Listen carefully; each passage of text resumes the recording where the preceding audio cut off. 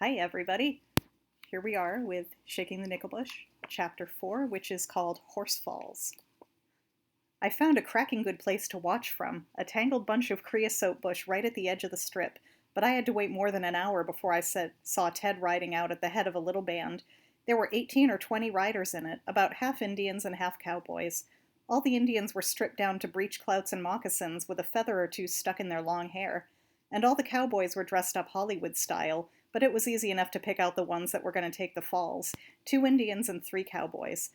They were mounted on skinny old crowbaits, while all the others were on real good-looking ponies.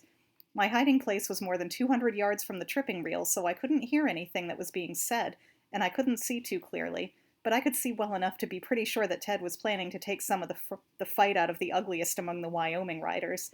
The 3 biggest ones were rigged out as cowboys, and the 2 shortest ones were stripped down and painted like Indians. As others came out from the village afoot and ranged along behind the cameras, Ted got his riders together in front of the trip reels. From the way they were circled around with the fall riders in the middle, I knew he must be telling each one just what he was supposed to do. But all the way through it, the Wyoming boys kept yipping and howling like coyotes. Ted wasn't the only one who was telling people what to do, and there were plenty of them to be told. Cameramen, stretcher men, a doctor and a veterinary, a couple of sharpshooters, and about 40 helpers and assistants. Running around among them were the directors and bosses in their drugstore cowboy outfits, every one of them carrying a megaphone and yelling orders. And nobody was paying any more attention than the Wyoming boys seemed to be paying to Ted. It must have been 15 or 20 minutes before Ted lined his riders up in front of the reels, and I saw men bring wires out and fasten them to the fall ponies' shoe rings. For as much as a full minute there wasn't a sound. Then somebody with a megaphone shouted, 1, 2, 3, roll! In the scramble away from the start, it was pretty hard to see anything clearly, but as the Indians came pounding toward me with the cowboys a few lengths behind them, I did see one thing for sure. Every pony ridden by a real Indian or a Hollywood cowboy was trained right down to a fine edge, and those ponies knew their business and that course as well as any man on the lot. With its jerk rope hanging loose over its neck and with its rider half turned to shoot back, every Indian's pony threaded a clean course through that gauntlet of ocotillo, stage-horn, brush, and cactus. The 2 who were carrying riders that were going to unload knew exactly where and when. I think they gave their riders the cue because both of them swerved aside the instant before the Indian threw his arms above his head, giving him plenty of room and clear ground when he slithered down the neck and rolled clear. The Hollywood cowboys' horses knew their business just as well, and I could see that they were running in formation like a drill team, but the fall horses were scared out of their wits by all the screeching and shooting. They came tearing straight on through whatever happened to be in their way, like stampeding cattle in a night thunder and lightning storm. One of them that was carrying a make-believe Indian must have been blind or had his eyes shut. He veered wide and ran so close under the branches of a staghorn tree that a festoon with a million prickers on it caught his half-turned rider in the back of the neck.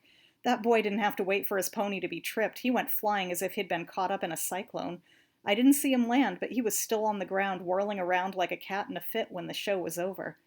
The whole run lasted barely 10 seconds, and it was an hour before Ted brought the next bunch of fall riders out, but it took me the whole hour to sort out and remember all that I'd seen in those few seconds. It must be that a fellow sees a lot more than he can handle when things are happening so fast, and the only way he can remember all of them is if he has plenty of time to sort them out right after they've happened. At first I was too excited and scared to think. I wanted to jump up and run to help the boys who were hurt, but everybody else was running, so I figured I'd better stay where I was until the excitement was over. After they'd carried the boys back to the village, and after I'd had time to reason out that they wouldn't have been so badly hurt if they hadn't been trying to show off, I found that I could remember almost everything that had happened during the run, and that in my mind I could see it all over again, almost as if it had been in slow motion. And here is an illustration of a rider taking a fall from his horse.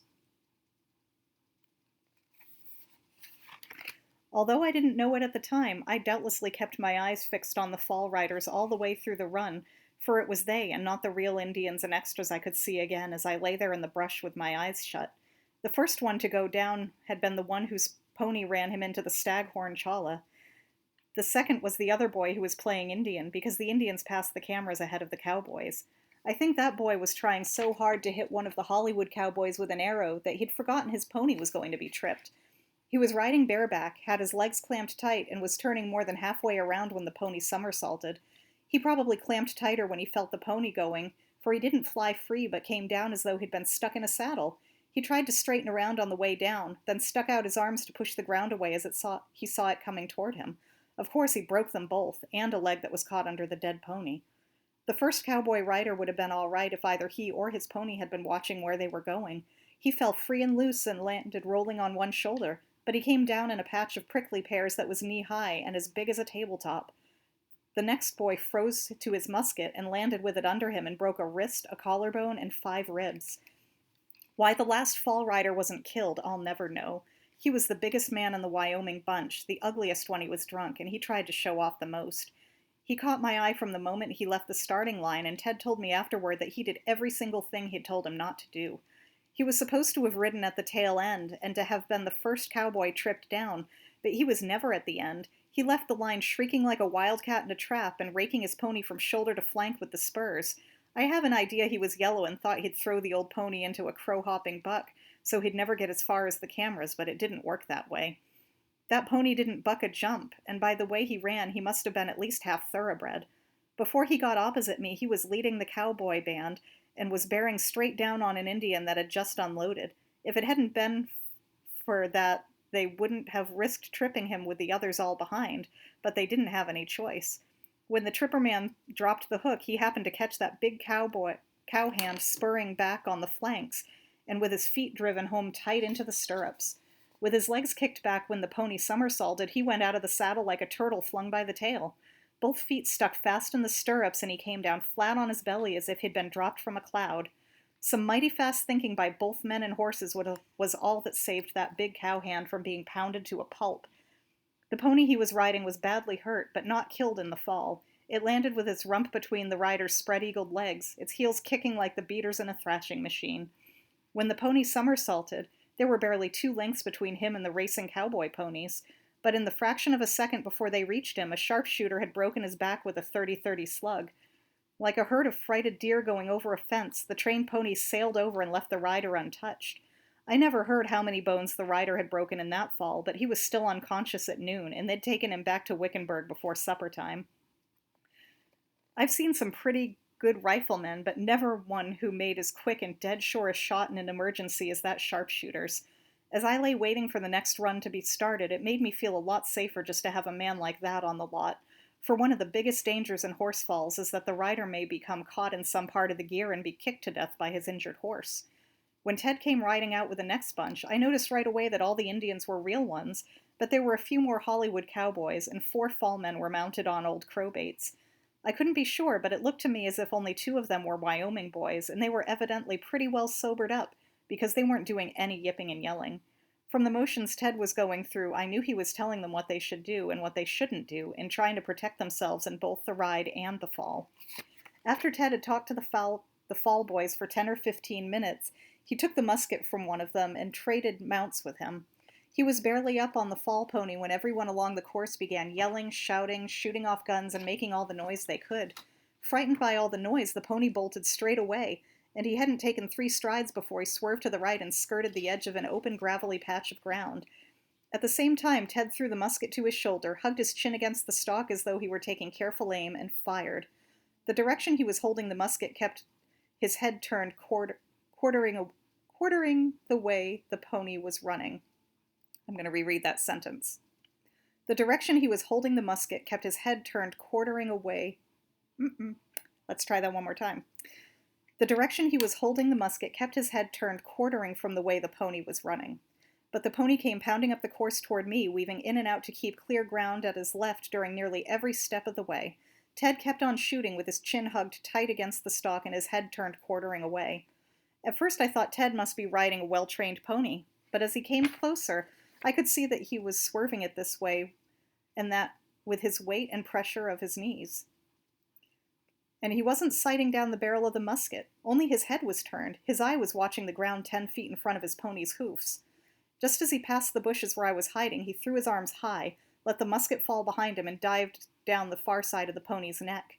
He didn't unload, but straightened up after a few strides and turned the pony, and rode back to pick up the musket. He didn't look toward my bush, but as he stepped down, he asked, "Did you take note of that?" "Nice going," I said without moving. He still didn't look my way, but as he swung back into the saddle, he told me, "Stay where you're at, kid, and keep your eye peeled." When Ted lined up his fall riders for that run, I noticed that he left the two middle trip lines open. He put the two Wyoming boys way over to the right and the other two far out to the left. Then he put the last riders among the Hollywood bunch about 2 or 3 lengths in front of them. With that much open space between themselves and the riders ahead, the fall boys had plenty of chance to watch where they were riding and to do it the way Ted had showed them. And spread out the way they were, every one of them could have made his fall with no horse behind him or within 20 feet. They didn't do it. The instant the director yelled, "Roll!" all 4 of them swerved their ponies toward the center of the strip and spurred them as if they were trying to outrun a cyclone. Not one of them was aiming his musket at the Indians, but had it swung up as if it were an axe handle. The ponies of the 2 riders who had started from the inside positions came together quartering, shoulder to shoulder, and went down with their riders under them in a tangle of arms, legs, kicking heels, and twanging wire. The trip man dropped his hook just as the second Wyoming boy was swinging his musket at the head of a New Mexico rider. Off balance, he had no chance to save himself, spun over with his horse, and came down with it sprawled on top of him. The New Mexico boy tried to make a decent ride of it as soon as he was left alone. By the time he came onto camera range, he had his musket aimed at the Indians, was handling his pony in good shape, and made his fall within 5 feet of my bush. His horse was tripped just as it reached out with the lead forefoot, so it went over in a lightning-fast somersault, straight forward. The boy barely had time to heave his musket back over his head and was shot from the saddle almost as if he'd been an arrow leaving a bow. But the horse went over so fast that the rider was only 3 or 4 feet from the ground when he flew, and he still had his arms and head thrown back from getting rid of the musket. Without trying to twist or turn, the rider streaked through the air 8 or 10 feet, hit the ground sliding, and skidded another 5 or 6. If he'd lit on sod or any sort of smooth ground, he wouldn't have been hurt any more than a boy taking a belly-buster slide on a sled. But he didn't land on sod. He came right down in the middle of a gravel patch, and before he'd skidded to a stop, the pebbles had ripped his clothes to ribbons and scraped most of the hair off his chest. At first it seemed to me that the best thing I could do was to stay where I was till noon, then eat as much as my belly would hold on my last meal ticket and head back to town before I got killed in one of those crazy rides. Then, after the mess had been cleaned up and I was waiting for Ted to bring out the last bunch of riders for the forenoon, I began thinking about the New Mexico rider's fall, and I got an idea. The first thought that had gone through my head when I'd seen him sailing along just a couple of feet above the ground was that he looked like a boy who'd made his run and was flopping down onto his sled. And sliding made me think of a hill, and that made me think of the new set Ted had shown me on the side of the mesa. It's funny how one thing will lead to another when a fellow is all alone, and in no hurry, and thinking sort of loose-jointedly. The next thing I found myself thinking about was that I'd seen skiers in New England jump nearly the whole length of hills that were nearly as steep, and a lot longer than the one on the edge of the mesa. Of course, they'd had snow to land on, but some of those jumpers had been as much as 60 feet above the hillside on their way down, and it wasn't the softness of the snow that had kept them from being hurt when they landed. It had been because the hillside was falling away nearly as fast as they were, and because they kept right on sliding downward after they'd landed. It seemed to me that it might work about the same way if a fellow took a horse fall down a steep hill like that. It wouldn't do any good to somersault in the air and try to land on your feet, because you wouldn't slide but would topple over like a felled tree. That wouldn't happen if you went belly bump, the way that New Mexican rider had, but the gravel on the new set was coarser and sharper than on the patch of ground in front of my bush. I'd have given up any idea of trying a belly bump fall on the new set if I hadn't happened to remember the time one of our neighbor's boys nearly got killed when we were hauling gravel for a new road. He was a smart aleck kid about 10 years old, and had been amusing himself by throwing pebbles at the horses when we were loading wagons in an old pit that had been dug deep into a hillside. We were about ready to wring his neck before his father told him to go home, but he didn't go. Instead, he climbed the hill and began tossing pebbles down at us from the edge of the pit. Suddenly I heard a screech and looked up to see the boy tumbling down the face of the gravel bank. He skidded and slid about half the distance, then started a slide that buried him 4 feet deep at the bottom, and we got him dug out just before he smothered to death. That gravel was really rough, and we expected to find the kid torn to shreds, but there wasn't a scratch on him, so we figured the stones had rolled under him like ball bearings. I knew the stones on the side of the mesa wouldn't roll that easily because the grade wasn't steep enough and the ground underneath was too rough and hard. But if they'd roll at all, I thought I had an idea that would make me a lot of money. I didn't wait to see the falls of the forenoon run, but crawled out of my bush and slipped away to the edge of the mesa, keeping out of sight as much as I could. When I was sure I was alone, I walked along the rim till I found a big open patch of gravel down over the edge, with no boulders or cactus on it. Then I took a run, jumped off over the edge, and landed like a baseball player stealing second base. I landed pretty hard on my hip, but the stones rolled under me, and I'd only torn my jeans a little when I skidded to a stop. Next I tried diving off head first, as if I'd had a sled to come down on, but I kept my head well back and my arms up. That didn't work too well because I stuck my chest out too far and didn't have it full enough of air. When I lit on it, I knocked the wind out of myself, but I didn't skid very far and didn't get too badly scraped on the gravel. Before I could try another fall, I had to sit there a few minutes to get my breath back, and it gave me a chance to do a little more thinking. I hadn't seen Lonnie land when he'd dived off the freight train, but he'd told me that if you landed rolling you wouldn't get hurt, so I decided to try it in making a fall. That time I took a fast run to the edge, dived high, and twisted myself crossways of the hill so I'd land rolling. I did, and I'd have rolled clear to the bottom of the hill if I hadn't wound up in a tangle of greasewood bushes. But it hadn't knocked the wind out of me when I landed, and I'd only got a few scratches from the gravel as I rolled. On the next try, I didn't turn my body so far while I was in the air, but twisted a shoulder down so I'd land on the back of it and roll diagonally. It worked all right, and after I'd tried it a few more times, I found that I could steer myself pretty well in the air so as to land and roll about where and how I wanted to. Then I brushed myself off a little and went in for lunch. I hadn't realized I'd spent much time in practicing, but the last run of the forenoon had finished for an hour before I got back to the lot. A stretcherman told me it was the wildest ride he'd ever seen.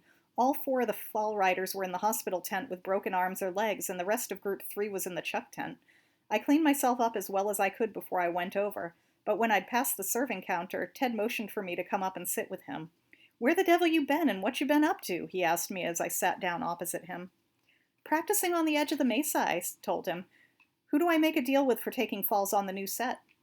Ted told me I'd have to make any deal with the production manager and that he'd take me to him as soon as I'd finished my lunch, but it was more than half an hour before we left the table.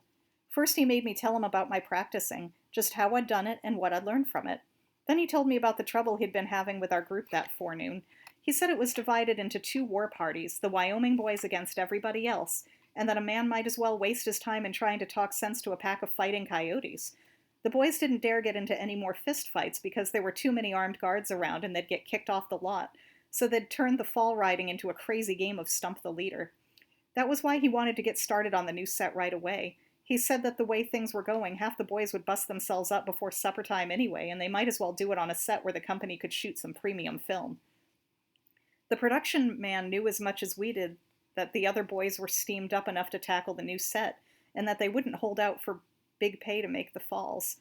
Even with Ted's telling him that I'd be worth more, the best deal I could make with the man was for $25 a fall. Even at that, it didn't work out too badly. Ted was right in his guess that half the boys would bust themselves up before supper time. They did, and the next day I was able to raise my price to $35. While we were over at the makeup tent getting ready for my first ride, Ted got an idea that saved me a lot of grief and probably made me a lot of money. I was so thin that the wardrobe couldn't find anything to fit me. He was trying to make an old jacket smaller when Ted winked at me and hollered, "Wait a minute there.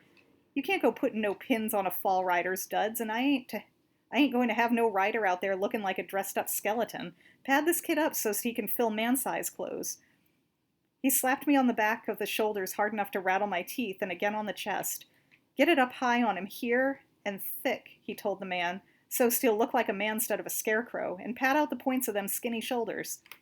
When we went out there, I looked like a fat bull with a starved calf's head on him, but those pads saved me an awful lot of beating when I landed from a bad fall.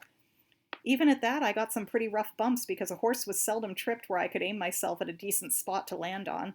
And even though the biggest staghorn chala and yucca had been dug up and reset, they knocked the wind out of me when I hit them on the fly. I made 2 falls that first afternoon, 4 on each of the next 2 days, and 3 on the 4th day. At the end of that last day, I didn't have a broken bone anywhere, but my face and hands looked like raw hamburger, and every joint in me creaked as if it were rusty, and there was hardly a spot on my legs, arms, or body that wasn't black and blue. The next morning I was so stiff and sore I couldn't bend over to pull on my breeches. All the way through, Ted had looked out for me as carefully as if I'd been his own son. As long as the Wyoming boys lasted, he'd never let one of them ride near me, but always put them on the other side of the strip.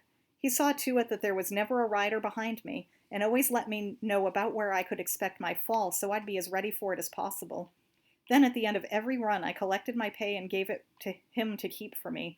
There was $435 by the end of that fourth day, more than I could have made as a cowhand in a whole year. I was sure that with a day or two of rest I'd be able to ride some more falls, but Ted said there was no sense in crowing my luck, and that, stiffened up as I was, I'd probably break my neck the next time out. He sat on my cot and visited so long that he missed his breakfast, just talking about old friends we'd known in Colorado, and about going back as soon as spring came. Then he held the first run of the morning over for half an hour so he could see me off when I took the flivver back to Wickenburg. When we shook hands, he said, "Keep your nose clean, kid, and don't flash that roll along green. There's them around that would knock a man off for that much dough. Come 4th of July, I'll see you at the Littleton Roundup." "I'll be there," I told him, and then the flivver jounced away. It was because of my telling Ted that I'd be at the Littleton Roundup that I was lying flat in the ditch in the St. Joseph Freight Yards the night before the 4th. And that is the end of Chapter 4. Bye-bye, everybody.